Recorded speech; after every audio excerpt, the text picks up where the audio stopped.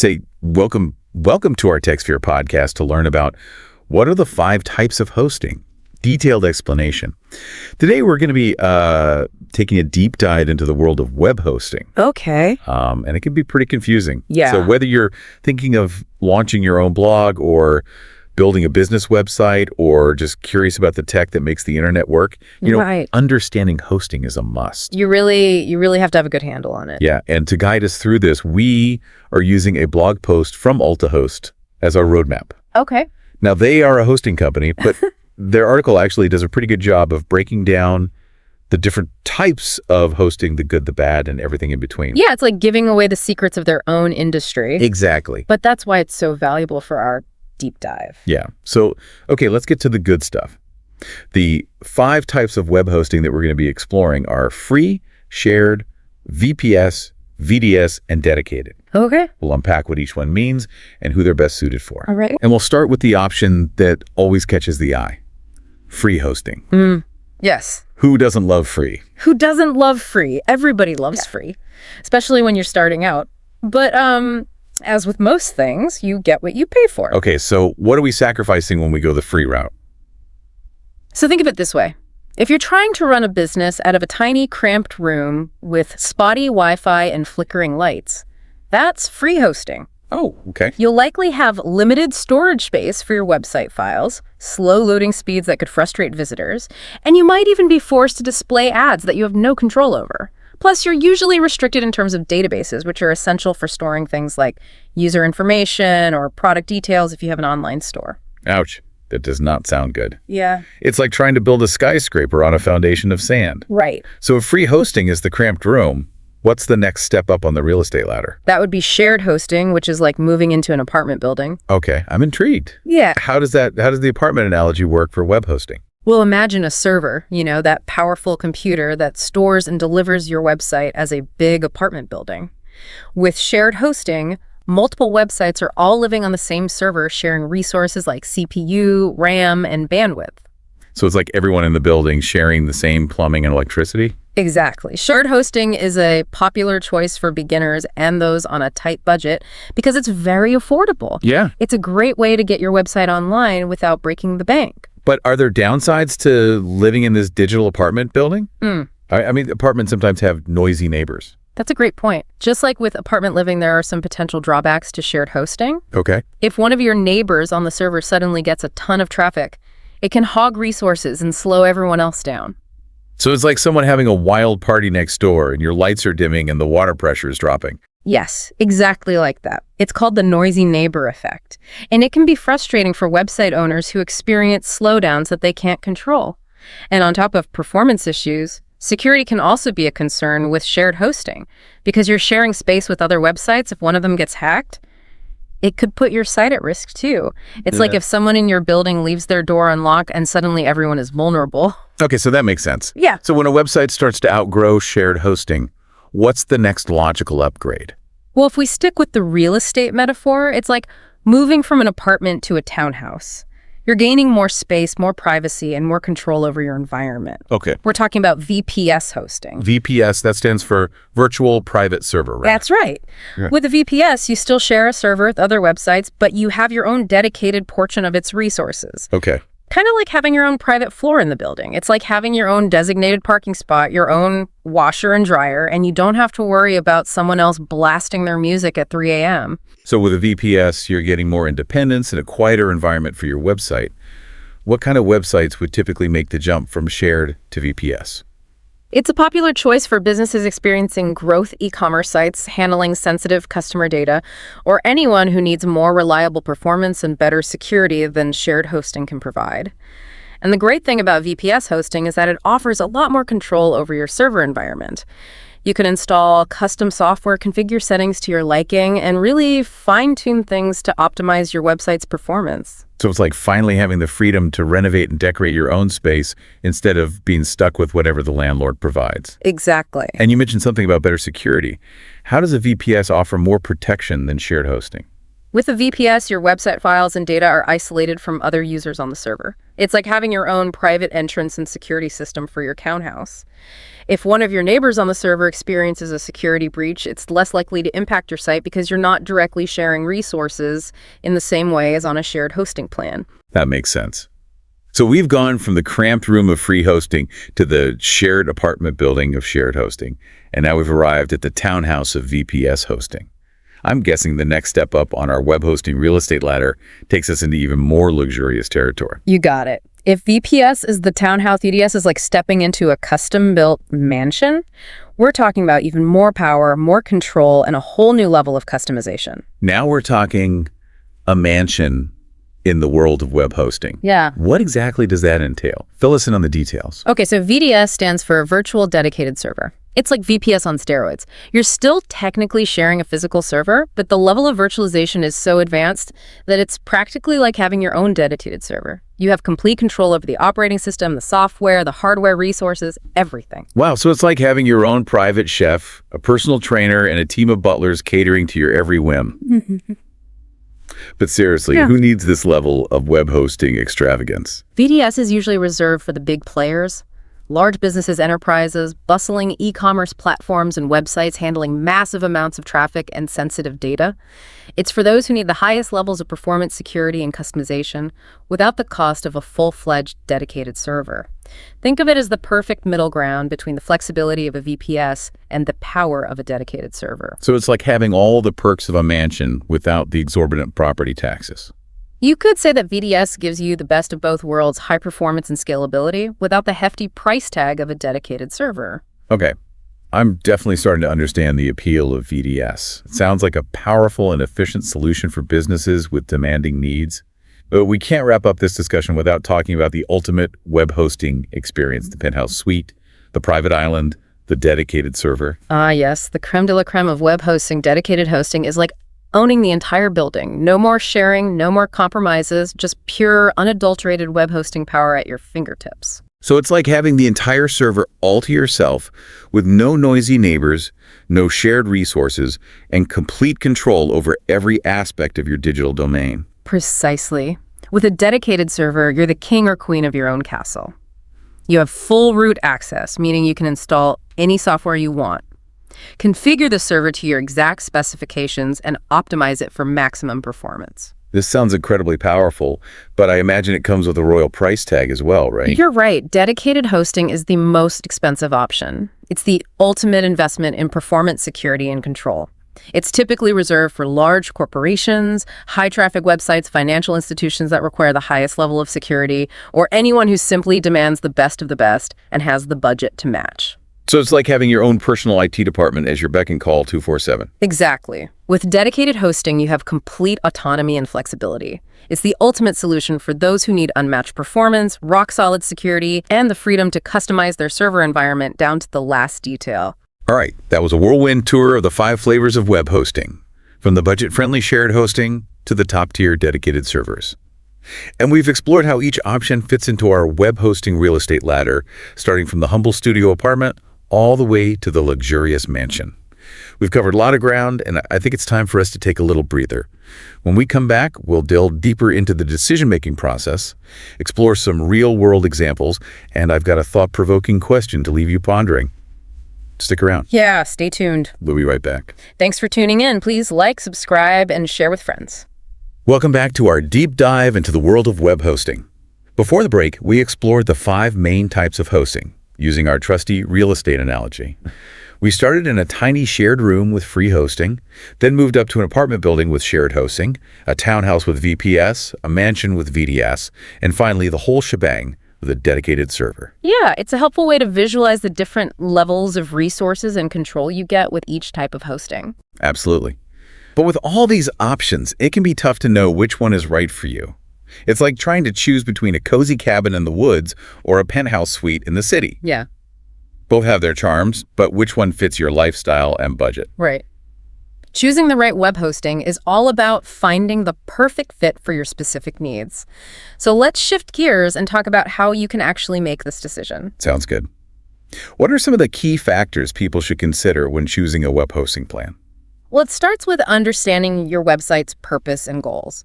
What kind of website are you building? Is it a personal blog, a portfolio website, a small business site, an online store, or something else entirely? Right. A simple blog probably doesn't need the same firepower as a massive e-commerce platform. Exactly. Once you've defined your website's purpose, you need to think about the amount of traffic you expect to receive. Are you anticipating a few hundred visitors per month, or are you gearing up for thousands, even millions of hits? Traffic can definitely make a big difference. It's like the difference between a quiet country road and a busy highway. You need more lanes and a stronger infrastructure to handle a higher volume of vehicles. That's a great analogy. And speaking of infrastructure, another crucial factor is the storage space you'll need. Think about the size of your website files, images, videos, and any other content you'll be hosting. So if I'm planning to launch a website with tons of high-resolution photos and videos, I'm going to need more storage space than someone who's just starting a basic blog with mostly text. Precisely.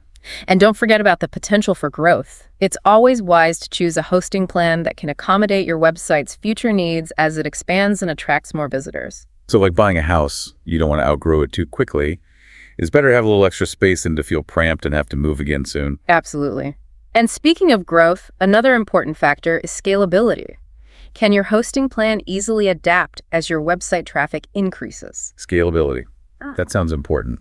Can you elaborate on that a bit more? Of course, scalability refers to the ability to easily upgrade or downgrade your hosting resources as needed. For example, let's say your website experiences a sudden surge in traffic due to a viral marketing campaign or a seasonal promotion. If your hosting plan isn't scalable, your website could slow down or even crash under the pressure. Yikes, that would be a disaster. It's like having a huge party at your house, but your electrical system can't handle all the lights and appliances and suddenly everything goes dark. Exactly. That's why scalability is so important, especially for businesses that experience fluctuations in traffic or anticipate rapid growth. Now, besides traffic storage and scalability, another crucial aspect to consider is security. Security is definitely top of mind for anyone running a website, especially if they're handling sensitive customer data like credit card information or personal details. Absolutely. And different types of hosting offer varying levels of security. For example, shared hosting, while affordable, is generally considered to be the least secure option because you're sharing server resources with other websites. So it's like living in a building with a shared security system. If one apartment gets broken into, it puts everyone at risk. That's a good way to think about it. Now, as you move up the hosting ladder, you typically get better security features. VPS hosting with its isolated environments offers better protection than shared hosting. So it's like having your own private security system for your townhouse, separate from the rest of the building. Precisely. And when you reach the level of VDS, or dedicated hosting, you have even more control over security measures because you have full control over the server environment. So it's like having your own private security team guarding your mansion 24/7. You're in complete control of who has access, and you can implement the latest and greatest security technologies. Exactly. Now, beyond these technical considerations, there are also some practical aspects to keep in mind when choosing a web hosting provider. Things like customer support, server uptime guarantees, and pricing models can vary widely from one provider to another. Customer support is definitely important. It's like having a reliable handyman on call in case something goes wrong with your plumbing or electrical system. That's right. You want to choose a hosting provider that offers responsive and knowledgeable support, ideally available 24/7 via phone, email, or live chat. And what about uptime guarantees? Uptime refers to the percentage of time your website is up and running accessible to visitors. Most reputable hosting providers offer uptime guarantees of 99.9% or higher. That means your website is practically always online. That's incredibly important for businesses that rely on their website to generate leads, sales, or customer interactions. Absolutely. Any downtime can result in lost revenue and frustrated customers. And lastly, don't forget to consider the pricing models offered by different hosting providers. Some providers charge a flat monthly fee, while others have tiered pricing based on the resources you use. It's important to compare apples to apples when evaluating pricing plans. That's like shopping for a car. You wouldn't just look at the sticker price. You'd also consider fuel efficiency, insurance costs, and other factors. Exactly. So to summarize, choosing the right web hosting plan involves carefully considering your website's purpose traffic expectations, storage needs scalability requirements, security concerns, and the practical aspects of the hosting provider itself. It's a decision that should be made with careful thought and planning. Great advice. Yeah. Now, before the break, we briefly touched on cloud hosting, but I think it deserves a deeper dive. Seems like everyone is talking about the cloud these days, but how does it actually fit into this world of web hosting we've been discussing? That's a great question. Cloud hosting is a bit different from the traditional hosting models we've talked about. It's like renting a virtual space in a massive data center that's spread across multiple physical servers instead of having your website hosted on a single server. Okay, so instead of having your website in one physical location, it's kind of distributed across a network of servers in the cloud. Exactly. And this distributed architecture offers several advantages. First, it provides incredible scalability. You can easily adjust your resources, processing power, storage bandwidth on the fly as your needs change. So it's like having a flexible workspace that can expand or contract as your business grows or shrinks. Yes, exactly. And second, cloud hosting is known for its high availability. Because your website is hosted on multiple servers, if one server goes down, your site can automatically switch over to another server without any interruption in service. That's impressive. It's like having a backup generator that kicks in seamlessly if the power goes out. Exactly. And third, cloud hosting can be very cost-effective. You typically only pay for the resources you actually use, which can be a major advantage compared to traditional hosting models, where you pay a fixed monthly fee regardless of your usage. So it's like paying for electricity only when you're actually using it, instead of having a flat monthly bill, regardless of whether you're running the air conditioner all day or not. Yeah, that's a perfect analogy. Now, there are different types of cloud hosting models, but the most common ones are public cloud. This is where you share resources with other users on a large public cloud infrastructure, like Amazon Web Services, AWS, or Google Cloud Platform, GCP, private cloud. This is a dedicated cloud environment specifically for your organization, offering enhanced security and control hybrid cloud. This combines public and private cloud environments, allowing you to leverage the benefits of both. Okay, so there's a whole spectrum of cloud hosting options to choose from. Yes, and the best choice for you will depend on your specific needs and budget. Now, with all these different hosting options available from traditional to cloud-based solutions, it's more important than ever to carefully evaluate your requirements and choose the hosting plan that aligns best with your website's goals. All right, we've covered a lot of ground. We've explored the 5 main types of traditional hosting, delved into the world of cloud hosting, and discussed the key factors to consider when making this important decision. But before we wrap up, I have one final question for you, and it's a bit of a head-scratcher. Oh, okay. I'm ready for it. What's on your mind? Well, we've talked about all these different ways to host a website, from shared servers to private clouds, but what do you think the future of web hosting looks like? With technology evolving so rapidly, will these models we've discussed even be relevant in 5 or 10 years? That's a fascinating question. It's hard to predict the future with certainty, but I do have a few thoughts on this. First, I think we'll see a continued shift toward cloud-based solutions. The flexibility, scalability, and cost-effectiveness of the cloud are hard to beat, and I think we'll see more and more businesses migrating their websites and applications to the cloud. So cloud hosting might become the dominant force while traditional hosting models fade into the background. That's a possibility. However, I don't think traditional hosting will disappear entirely. There will always be a need for dedicated servers and other specialized hosting solutions for specific use cases. It's like how vinyl records have made a comeback. Sometimes the old ways still have their place. Exactly. But I do think the lines between traditional hosting and cloud hosting will continue to blur. We're already seeing hybrid solutions that combine the best of both worlds. Interesting. So we might see a convergence of these different hosting models rather than a complete replacement of one by the other. Precisely. Now, beyond the evolution of existing models, I think we'll also see new and innovative approaches to web hosting emerge. For example, edge computing, which involves distributing websites and applications closer to the end user, is gaining traction and could revolutionize how we deliver online content. Edge computing. That sounds intriguing. Can you explain that a bit more? Of course. Imagine you're streaming a movie from Netflix. With traditional hosting, that movie might be served from a server located hundreds or even thousands of miles away from you. But with edge computing, that movie could be cached on a server much closer to your location, maybe even in your city or neighborhood. So it's like having a mini Netflix library right around the corner. Exactly. And this proximity to the user results in faster loading times, reduced latency, and an overall better user experience. That makes sense. So edge computing is all about getting the content closer to the people who are consuming it. Precisely.